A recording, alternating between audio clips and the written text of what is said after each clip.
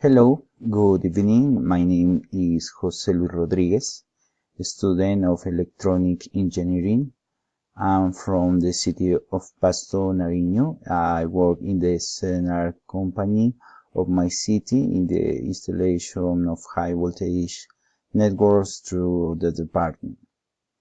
I'm married. I have a daughter who is one of the reason to life. I share this day a small trip I had to the 2 days to the waterfalls of Peguche in Ecuador. I traveled about 5 hours with my family to have this encounter with nature and with an ancestral place.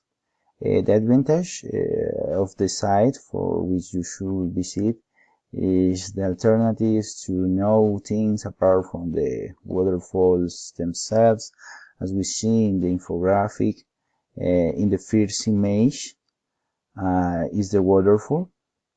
In the second image, the tree of the fertility. In the next image is the Inca pool, and in the last image, we see how it is the main path that leads to the waterfalls. It's a forced route for those who like to walk. This destination should be begins walls. I knew the music and the typical food of the area. It's an extraordinary experience, so I invite you, and I hope you have liked this small description of this wonderful site.